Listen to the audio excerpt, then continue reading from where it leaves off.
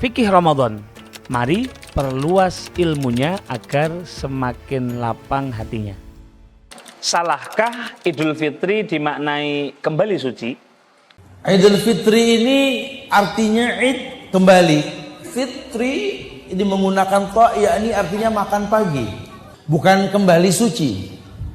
Tidak ada satu dalil pun yang menerangkan Nabi mengajarkan kita untuk maaf-maafan, tidak ada. Dalil yang sahih saling mendoakan, taqabbalallah minna wa minkum. Tapi tradisi di masyarakat kita kalau Idul Fitri maaf-maafan. Jadi akhirnya jadi bentuk tradisi kita tuh minta maaf. Padahal Islam mana yang menyuruh kita minta maaf Idul Fitri? Nggak ada. Nggak ada syariat minta maaf, nggak ada Idul Fitri. Sejak dahulu kita merasakan bahwa suasana Ramadan dan Idul Fitri di negeri kita tercinta ini berjalan begitu hangat dan harmoni. Kita merasakan kebahagiaan, ketenangan, dan saling menghormati meskipun ada sedikit perbedaan. Adat istiadat pun dijalin dan ditata oleh para ulama kita agar tetap serasi antara syariat dan juga budaya. Namun entah mengapa akhir-akhir ini terasa agak sedikit berbeda, khususnya di media sosial. Kita menyimak ada saja sekelompok orang yang merasa membawa kebenaran tunggal dan apa yang disampaikan harus paling benar serta keyakinan yang lain adalah salah. Maka kita menjumpai setiap tahun kesucian dan Hari Raya Idul Fitri ini sering tercidrai dengan adanya perdebatan yang tidak perlu. Seperti imsak yang dibid'ahkan, doa puasa yang dilemahkan,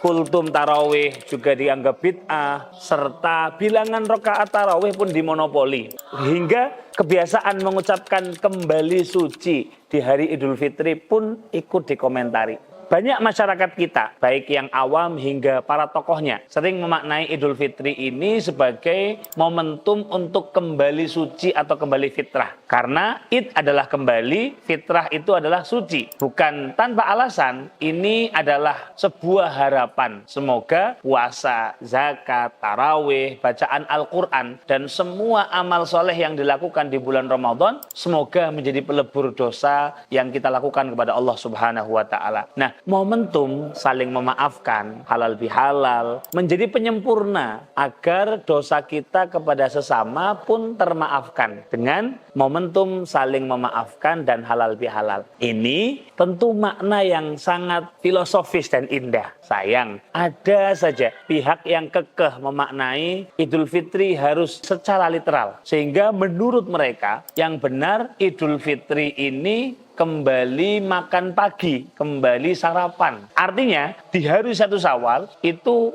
bukan hari berpuasa, sehingga kita kembali makan dan sarapan lagi. Pertanyaannya, lalu apakah betul memaknai Idul Fitri sebagai kembali suci itu salah? Apakah penjelasan dan apa yang diterangkan oleh kiai-kiai kita dan guru-guru kita itu keliru? Mari kita bahas. Yang pertama, tentang hadis kembali suci. Mengenai Idul Fitri yang diartikan dengan kembali fitrah atau kembali suci, itu memang ada penjelasan pada hadis berikut ini. Nabi Muhammad SAW bersabda, Inna Ramadana syahrun iftaradallahu siyamahu wa inni sanantu lil muslimina qiyamahu faman samahu wa qamahu imanan wahtisaban kharaja min zunubihi kayaumi waladathu ummuh. Bahwasanya Ramadan adalah sebuah bulan yang mana Allah telah mewajibkan puasa di bulan tersebut dan aku menganjurkan, mensunnahkan untuk kaum muslimin untuk beribadah qiyamul lail di malam harinya. Maka barang siapa yang berpuasa di siang hari bulan Ramadan dan ibadah di malam harinya, maka akan keluar dari dirinya dosa-dosa seperti saat ia dilahirkan oleh ibunya.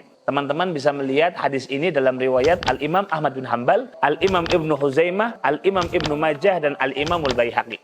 Memang status hadis ini dinilai dhaif oleh beberapa ulama karena terdapat perawi yang bernama Nadhr bin Syaiban. Akan tetapi secara kandungan maknanya adalah sahih. Seperti apa yang disampaikan oleh Al-Imam Ibnu Huzaimah. Beliau mengatakan fahadhihi lafdhah maknaha sahihun min kitabillahi azza wa jal wa sunnati nabiyhi sallallahu alaihi wasallam la bihadzal isnad. Makna dari teks hadis ini adalah sahih sesuai dengan Al-Qur'an ataupun dengan sunnah Nabi Muhammad sallallahu alaihi wasallam, tetapi bukan dengan sanad ini.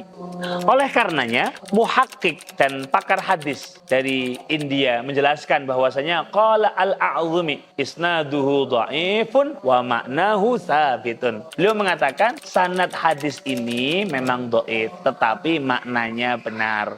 Maka seorang ulama bernama Syekh As-Sindi juga menjelaskan lebih lanjut, fal makna kharaja min dzunubihi wa yasiru tahiran minha ka taharatihi minha yauma waladathu ummuh. Bahwasanya seseorang telah keluar dari dosanya dan menjadi suci seperti dia suci dari dosa saat dilahirkan oleh ibunya. Teman-teman bisa melihat keterangan ini dalam kitab Hasyiyah Ibnu Majah dan juga kitab Qiyamu Ramadan.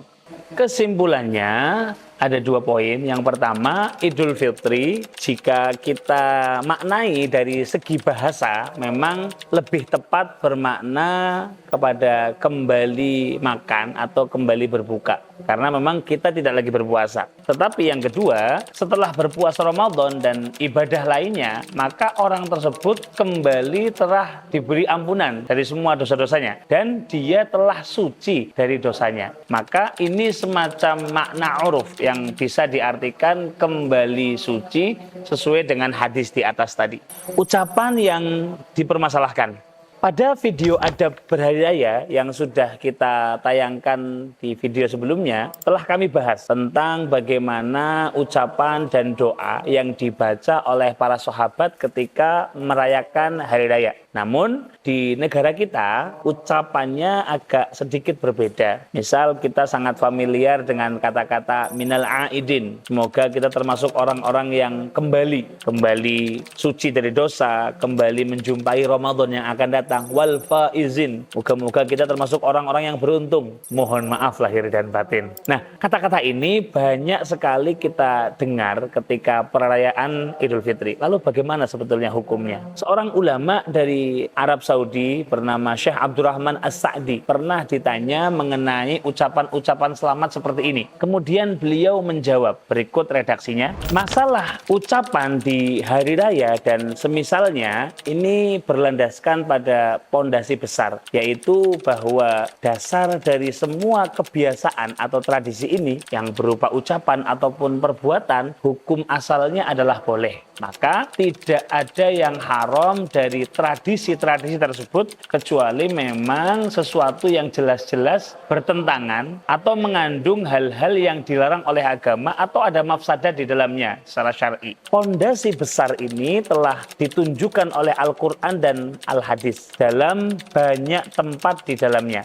Nah, hal ini juga disampaikan oleh Syekh Ibn Taimiyah dan ulama-ulama lainnya. Nah, ucapan selamat yang ditanyakan oleh penanya termasuk dari bagian ini. Umat Islam lazimnya tidak bertujuan menjadikan ucapan-ucapan ini sebagai sebuah ibadah. Ini mutlak hanyalah sebuah kebiasaan, dialektika dan jawab-menjawab di hari tertentu. Dan ini tidak dilarang. Bahkan di dalamnya ada maslahat, yaitu saling mendoakan dan menjadikan keakraban di antara hati-hati kaum muslimin. Sebagaimana hal ini bisa kita saksikan hari ini. Teman-teman bisa melihatnya dalam kitab Majmu'ah Al-Kamilah karya Syekh Abdurrahman As-Sa'di halaman 348. Ada poin penting yang ingin kita highlight pada statement akhir yang beliau sampaikan. Beliau mengatakan ucapan selamat hari raya itu bersifat dialektika yang bisa membangun keakraban hati kaum muslimin. Nah, kata-kata minal aidin wal faizin, mohon maaf lahir dan batin, itu memenuhi